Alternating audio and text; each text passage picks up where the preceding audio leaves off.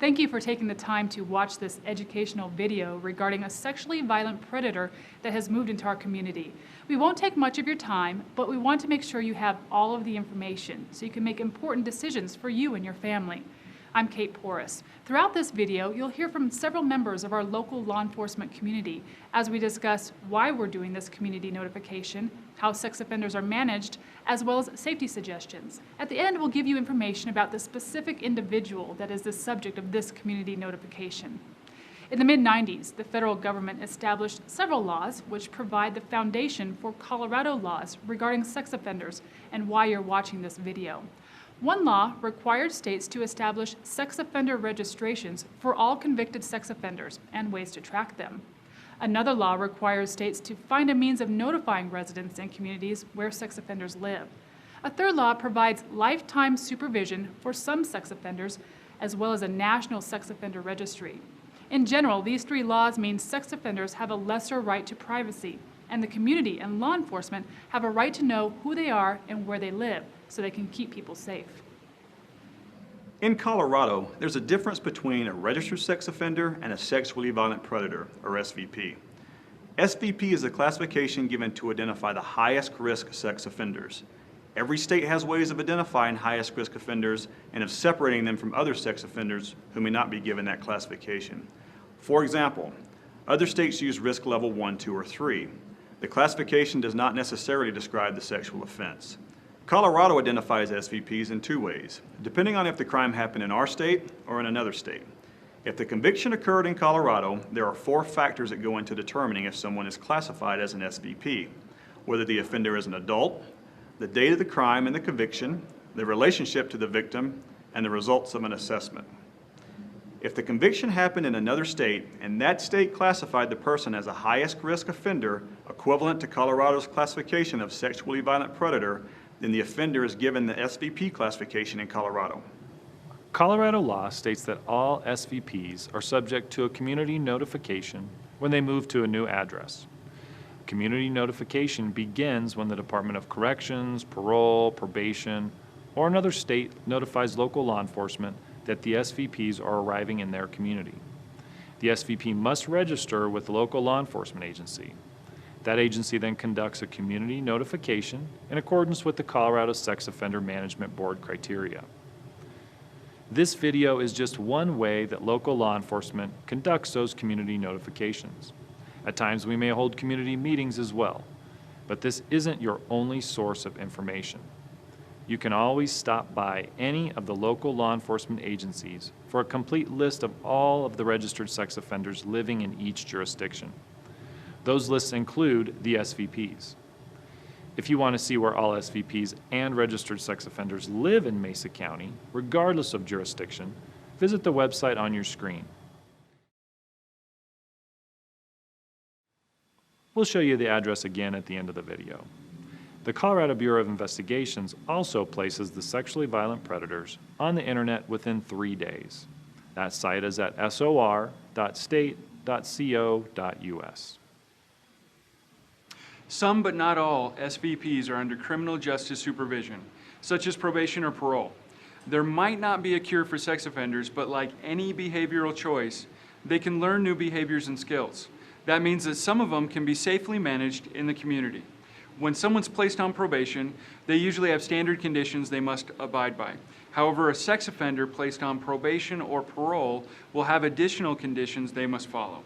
These conditions tend to be pretty intensive, rather lengthy, and some of them include waiving confidentiality, getting treatment specifically related to the crime, and polygraph testing. Waiving confidentiality is important because secrecy really undermines the rehabilitation efforts and threatens public safety. Sex offenders must be completely accountable for their behavior and agree to these intensive and intrusive measures in order to remain under community supervision. Colorado uses a 3-pronged approach for managing SVPs. On the top is the criminal justice supervision. This is typically probation or parole. On the bottom left-hand corner is the sex offender specific treatment.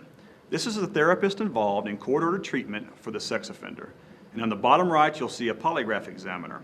All sex offenders, including SVPs, who are under supervision while in the community, are required to undergo polygraph examinations on a regular basis. You'll also see to the side community members. That's because we believe that the community can be an integral part of this system by reporting anything suspicious or any wrongdoings to the authorities in an appropriate manner. Locally, you can call 970-242-6707 to report suspicious behavior, or call 911 if you feel it's an immediate threat to someone's safety. There are some important things that you should know about all sex offenders, not just SVPs. And there are some misconceptions that may be out there. In Colorado, 1 in 4 women and 1 in 17 men have been sex assault victims in their lifetimes. Some people believe that the majority of sex offenders are placed into prison. However, most of them are not even caught or detected. And that's because more than 80% of sex crimes are never reported to law enforcement. Some people think that they can easily spot a sex offender, but there really is no typical sex offender. However, it is important to remember that they all tend to be deceptive, manipulative, and secretive in the way in which they commit their offenses. Some people also think that sex offenders have long histories of criminal behavior, when in fact many sex offenders have no criminal history at all. Studies show that 75% of offenses are carefully planned.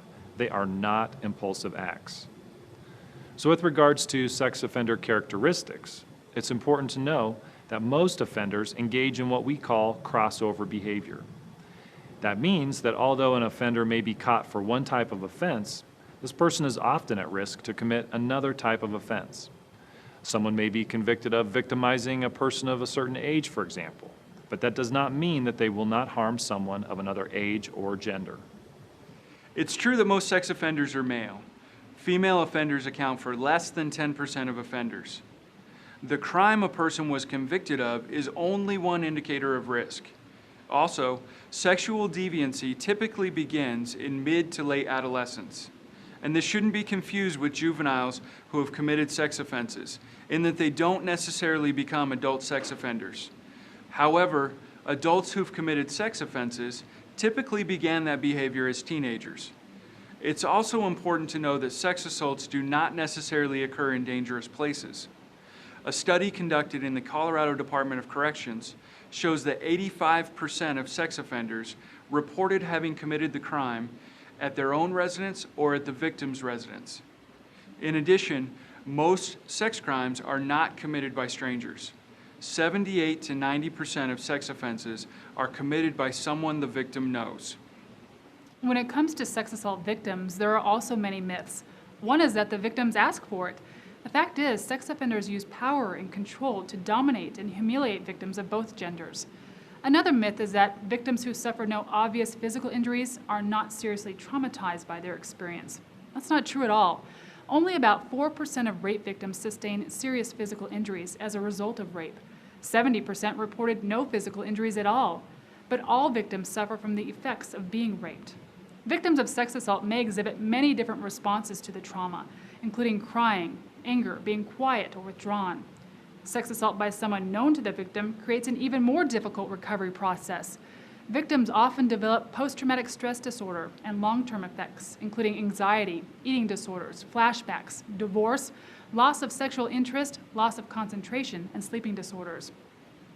Victims of sex assault are 3 times more likely than the general population to suffer from depression and are 13 times more likely to attempt suicide. They also have greatly increased rates of substance use or abuse and a higher rate of unwanted pregnancy. And they have an increased risk of involvement with the judicial system. One of the ways to combat that is to control the response and minimize it, which is done when the victims are supported and believed by their families and the members of the community. The community also has a vested interest in helping the offenders be successfully managed within the community. All SVPs and some other sex offenders must register with local law enforcement agencies where they live on a quarterly basis for the rest of their lives. Those convicted of sex crimes against children must also register their email addresses and internet identifiers with the local law enforcement agencies. It's important to remember, though, that sex offenders have the same need for housing and employment as other citizens, and harassing, threats, and intimidation of those offenders is counterproductive to the community management goals. In fact, it may cause offenders to go underground and not even register with law enforcement, making it very difficult to track and manage them. harassment and threats to these people is criminal. They will be investigated, and those doing the harassing will be subject to prosecution. There is no way to protect yourself in all situations, and the following tips and advice cannot completely eliminate the risk of sexual assault. However, they may provide you with information to prepare you and your family for potential situations. Many people are concerned about what to tell their children about the sexually violent predator that has moved into their area. Avoid any scary details. Be honest and use language that is age appropriate. Teach your children not to harass or visit the offender's home or yard, and teach them to tell safe adults if anyone acts inappropriately toward them, such as if they're too friendly or threatening, or if they're just acting creepy. You should pay close attention to your child's thoughts and feelings. Role play with your child. Act out scenarios of various dangerous situations and teach them how to respond. This gives them the ability to recognize such situations and not be surprised by what's happening to them. Teach them to avoid high-risk situations and be observant of their surroundings. Teach them to be thoughtful and to use good judgment when choosing their friends and partners. Teach them appropriate social behaviors. Teach them their correct names for body parts, and teach them that adults are not always right. You can also teach your children the importance of honesty and the danger of keeping secrets. In just a few moments, you're going to receive information regarding the sexually violent predator that has moved into our community. Remember to view the website to see where all sex offenders live in Mesa County. If you have any questions, contact any of the local law enforcement agencies in Mesa County.